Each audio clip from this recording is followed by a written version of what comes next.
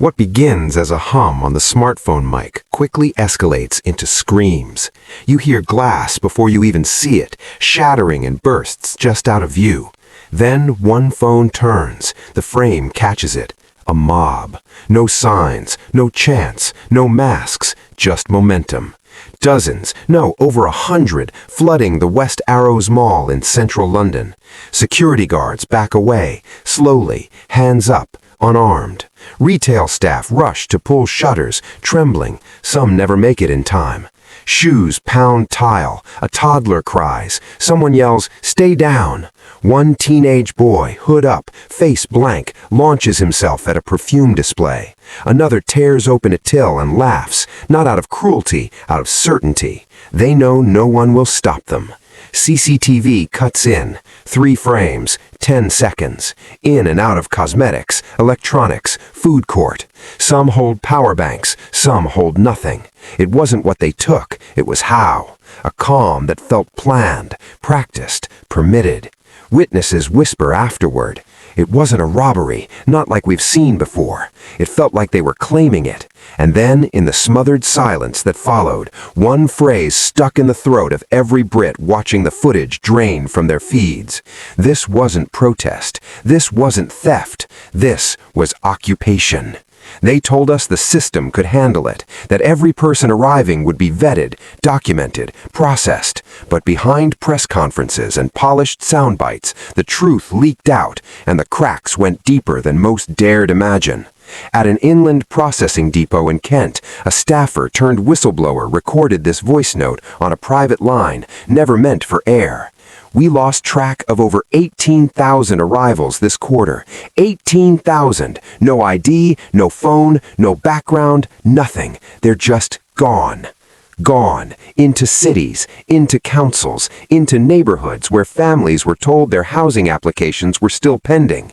No names, no faces, no accountability. The asylum bans, we were told, would crack down. Instead, loopholes were massaged, language softened. Officials were retrained to interpret refusal as xenophobia. Pushback became hate. Enforcement became risk.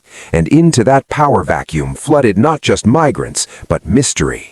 Footage from ferry landings with faces blurred, van loads pushed through logistics entrances, aerial images of ad hoc tent clusters behind old lorry yards just outside Dover. No press allowed, no questions answered. You were told the borders were being monitored, but what actually arrived wasn't tracked. It was strategically forgotten, because from Westminster to Whitehall, this was always the quiet part. Let the gate stay open long enough, and the foundation rots before the people even see the flood. Not because they don't care, but because their leaders pretend not to. This wasn't compassion. This was design. And it didn't start when they surged the mall. It started when rule turned from nationhood. The footage spread like wildfire, then vanished like smoke. First posted at 2:41 p.m., a 36-second vertical clip captured the chaos inside the London Mall, a wave of bodies surging past pale-faced shoppers, glass raining down like sleet, security powerless. The caption read only one word: live. Within 7 minutes, the clip had racked up over 600,000 views on TikTok. By 14 minutes, it crossed 1 million. At 19 minutes, it was gone, removed, censored, flagged. Community guideline violation, promoting hate or harmful misinformation. No crime shown, no voices raised, just cold, silent footage of a disturbing reality. Then copies started vanishing too. Accounts that reposted it were throttled, shadow banned, comment sections replaced with content under review. The BBC didn't air it, Sky News edited around it, but not everyone gave up. By 3:30 p.m., Telegram chats were exploding. Group titles like Britforce East London, Mallwatch UK, and Feedline Underground. Thousands joined in minutes. Someone reposted the clip with a red banner. If they erase it, you know it's true. It wasn't about footage anymore. It was about what they were willing to bury. Every removal only confirmed what millions already feared. This wasn't a freak event. This was a forbidden one. Because if the British public saw it unfiltered, really saw it, they'd ask the one question no government official wants to answer. If this isn't worth broadcasting, what else have they already hidden?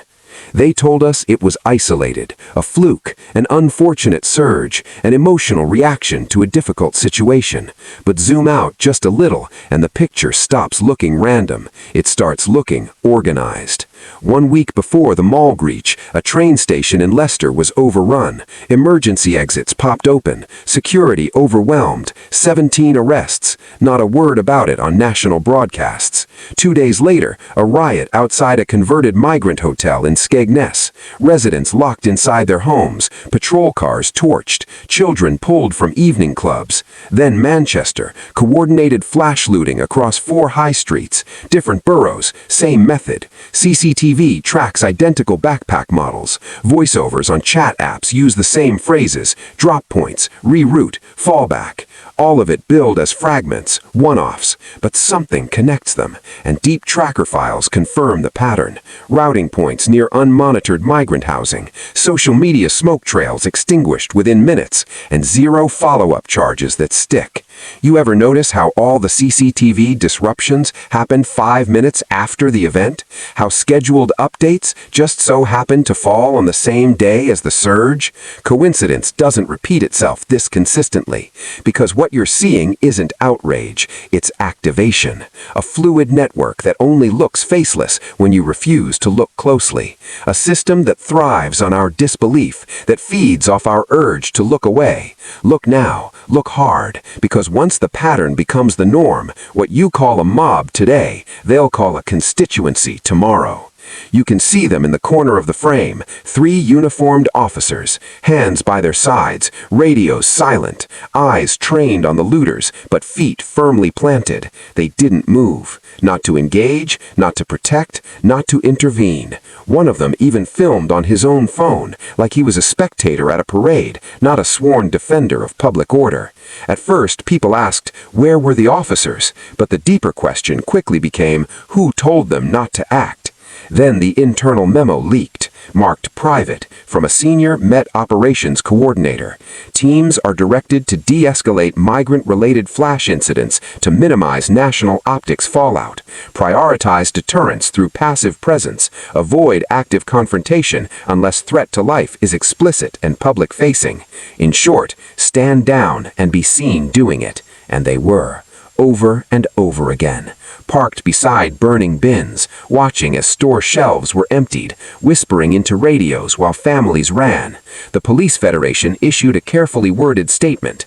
Officers must balance safety and public perception. Policy clarity is needed. Translation, they know it's madness, but their hands are tied.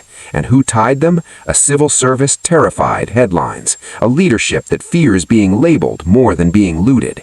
We asked them to guard the gate. They became window dressing instead. It wasn't cowardice. It was betrayal draped in bureaucracy.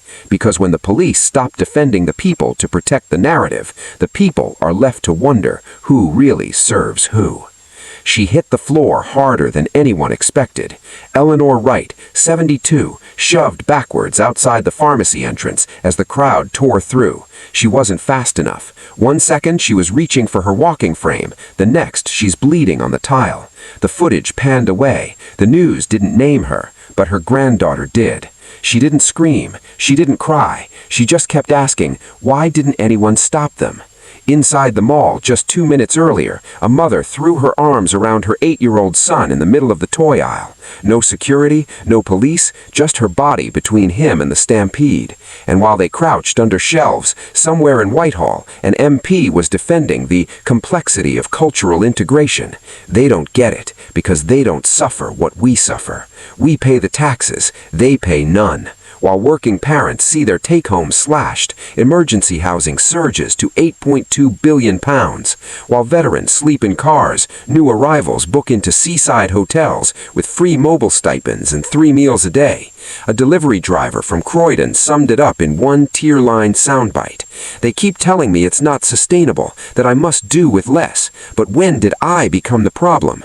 Families are not coping, they're breaking. Mothers checking WhatsApp for riot alerts before letting their kids walk home. Granddads forced to choose between heating and breakfast. This isn't just about rising costs, it's about rising fear and deliberate. The average Brit's real wage hasn't risen in a decade, but their tax burden has.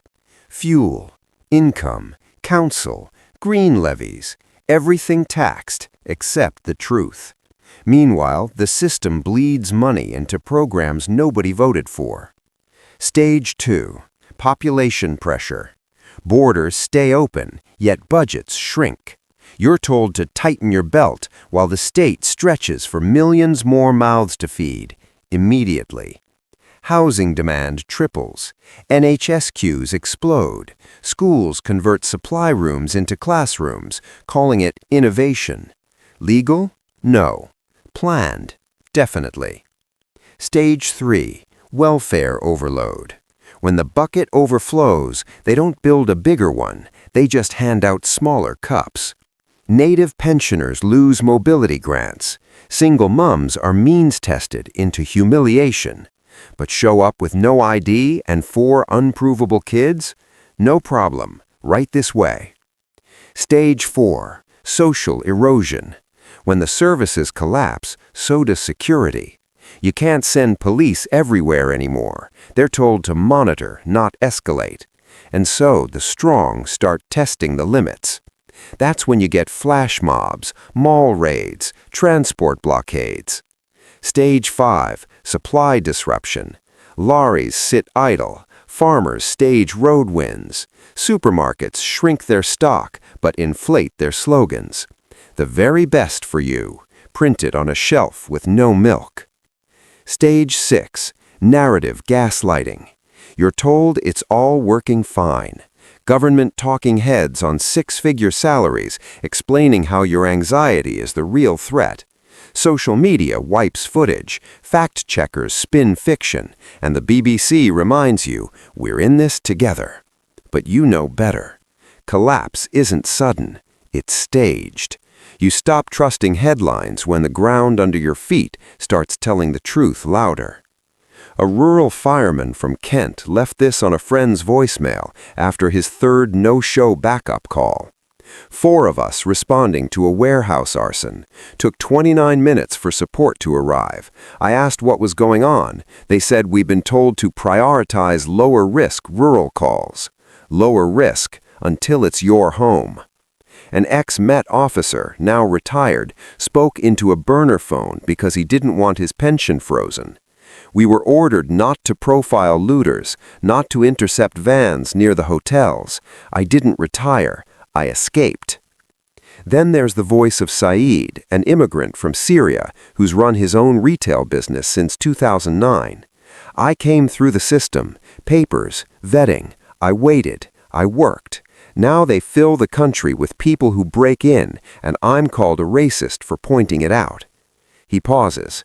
This isn't migration. This is invasion, by permission. These weren't slogans. These weren't pundits. These were the people who lived it, who built it, who protected it. And they're sounding the alarm the state refuses to hear. And we're already halfway through Act 4. There's no middle path anymore. The days of fence-sitting have passed, quietly buried beneath the noise they flood your feed with. Because while you were told to stay tolerant, stay calm, stay quiet, they marched you right to the edge of a cliff. And now the country stands at a fork in the road. One path leads to hard choices: enforcement, identity, national spine. A return to borders that mean something and laws that protect the people they were written for. The other? Normalization. More headlines telling you crime is down while shops are boarded up. More ministers raising glasses at ambassador cocktail nights while families raise alarms. A citizen draws lines in the dirt and says, "No more." A subject refreshes the BBC, hoping for permission to care. Dual footage plays on loop. A farmer standing firm as riot gear is deployed in his village. A cabinet minister laughing as imported canapés are rolled out on silver trays. It comes down to one truth. You can stand now, speak, resist, draw that line, or let history write it for you. Stand or be stood on. That's not a threat. It's where we are. The whispers are getting louder now. They say petrol rationing maps are already being drawn, that a voluntary food card program will be rolled out in 3 urban zones by spring, that under the label of community disruption response, ID-linked curfews could quietly pass into law, first for high crime zones, then everywhere else. No debates, no mandates, just steady, silent submission. And when it comes, they won't ask for agreement. They'll just assume you're too exhausted to push back. One clip, buried by every major platform within minutes, caught a voice in the shadows. It's starting, but you didn't vote for any of this. Another, grainy, shaky, filmed through blinds, was pulled after 7.3 million views.